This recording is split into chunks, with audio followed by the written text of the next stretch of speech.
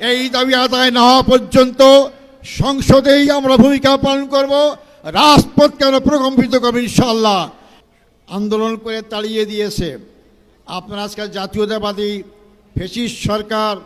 আপনারা যদি মনে করেন জনগণকে আন্দোলন দমাবেন আপনাদের পেটুয়া বাহিনী দিয়ে, তাহলে আপনারা বোকার স্বর্গে বাস করছেন। সংগ্রামী ভাই বন্ধুগণ, আপনারা এখন গণভোটের ব্যাপারে সংবিধানের দোহাই দেন। আজকে কোন সংবিধানের বলে আপনারা ক্ষমতায় আছেন? কোন সংবিধানের বলে আপনারা এমপি হয়েছেন, মন্ত্রী হয়েছেন? কোন সংবিধান বলে আপনারা প্রধানমন্ত্রী হয়েছেন? একটা আইন মানবেন আর আরেকটা আইন মানবেন না। যেটা আপনাদের পক্ষে যায় সেই আইনটা মানবেন, যেটা আপনাদের বিরুদ্ধে যায় সেটা মানবেন না। এইটা জনগণ মেনে নেবে না। আপনারা আন্দোলন দেখেছেন, আপনারাও আন্দোলন ছিলেন, আমরাও ছিলাম। জনগণকে বাধ্য করবেন না। আপনারা যখন একসময় ক্ষমতায় ছিলেন, জনগণের দাবি ছিল কেয়ারটেকার সরকার। আপনারা নানান কথা বলেছিলেন, আমি সেই দিকে যাইতে চাই না। কেয়ারটেকার মানেন নাই, মানতে বাধ্য হয়েছেন জনগণের আন্দোলনের মুখে, কিন্তু আপনাদের জন্য সুখকর হয় নাই। আপনারা ক্ষমতা আসতে পারেন নাই। আজকে আপনারা ক্ষমতায় কিভাবে এসেছেন বাংলাদেশের জনগণ জানে। আপনারা কি পরিমাণ আসনে আপনারা ভোটের রেজাল্টে কারচুপি করেছেন জনগণ ভালো করেই জানে। জনগণ থেকে সম্পূর্ণ ভোট পেয়ে আজকে আপনারা ক্ষমতায় নাই। আপনাদের পায়ের তলা থেকে মাটি সরে যাওয়া শুরু করেছে। জনগণের ভাষা বুঝুন, জনগণকে মাঠে আন্দোলন করতে বাধ্য করবেন না।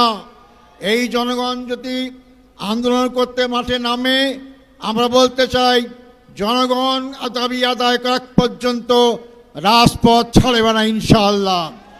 সংগ্রামী ভাই বন্ধুগণ, আজকে আপনারা সুযোগ থাকতে অবিলম্বেই আপনার গণভোটের রায় মেনে নিয়ে বাস্তবায়ন করা শুরু করুন।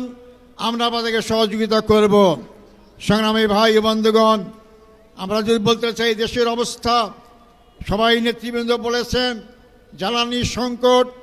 আমরা যখন সংসদে কথা বলি জ্বালানির ব্যাপারে, জ্বালানি মন্ত্রী বলেন জ্বালানির কোনো সংকট নাই।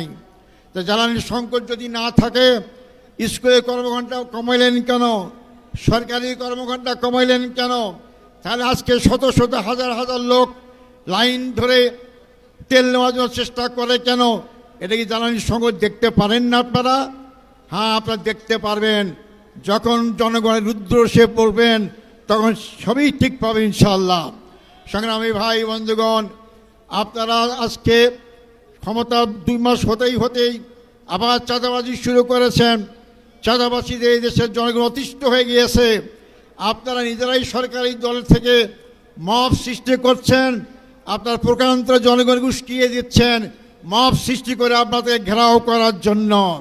এই কালচার বন্ধ করুন।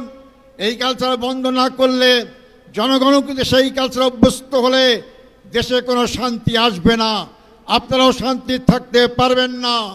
সংগ্রামী ভাই বন্ধুগণ, আমরা মিছিল করবেন ইনশাআল্লাহ, শান্তিপূর্ণ মিছিল। আমাদের এই মিছিল যেখানে যাওয়ার কথা সেখানেই যাবে, আপনারা সুশৃঙ্খল যাবেন। আমরা বলতে চাই এই মিছিল, এই গণমিছিল যে আজকে শেষ হয়, যদি ভালো ভালো সরকার মেনে নেন, সংসদ চলবে আগামীকাল থেকে, সেখানে যদি ঘোষণা দেন যে আমরা গণরায় বাস্তবায়ন করার জন্য সংবিধান সংস্কার করব, তার জন্য পদক্ষেপ গ্রহণ করবেন। আমরা সংসদে যারাই আছে আপনাকে সহযোগিতা করব। আর যদি না করেন, আগামী দিনে আন্দোলনের জন্য মোকাবেলা প্রস্তুত হন। আমরা হাসিনাকে 16 বছর সুযোগ দিয়েছি, সেই শক্তি আপনাদের নাই। সংখ্যাগরিষ্ঠতায় মানুষকে ক্ষমতায় রাখে না। আপনাদের দেশে আরও বেশি আসন পেয়েছিল আওয়ামী লীগ, ভুয়া নির্বাচন করে, রাতে নির্বাচন করে সেই সংখ্যাগরিষ্ঠতা আওয়ামী লীগকে রক্ষা করতে পারে নাই। শুধু রক্ষাই করে দেশ থেকে পালাতে বাধ্য হয়েছে। আর আপনারা যেভাবে নির্বাচিত হয়ে ক্ষমতায় আসেন, এই সংখ্যাগরিষ্ঠতা ভয় দেখাবেন না। সংখ্যাগরিষ্ঠতার মাধ্যমে জনগণের রায়কে যদি উপেক্ষিত করেন, তা জনগণের আসামির কাঠগড়ায় দাঁড়াতে বাধ্য হবেন ইনশাআল্লাহ। আপনারা জামাত ইসলামী সম্পর্কে জানেন, আমরা 16 বছরে জামাতের আমির থেকে আরম্ভ করে 11 জন নেতাকে হারিয়েছি। আমরা নিশ্চিহ্ন হয়নি। আমরা 2008 সালে মাত্র 2টা আসন পেয়ে আমরা আজকে 68টি আসন নিয়ে সংসদে আসি।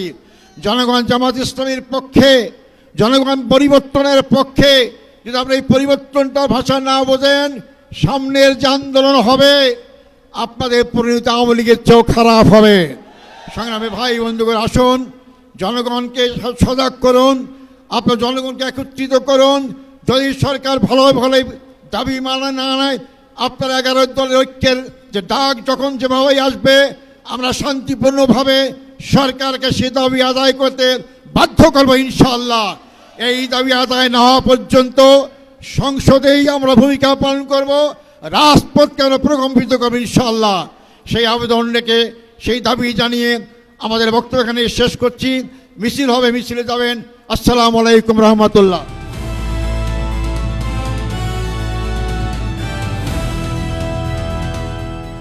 দিনাজপুর টিভি, মানুষের জীবনের কথা বলে।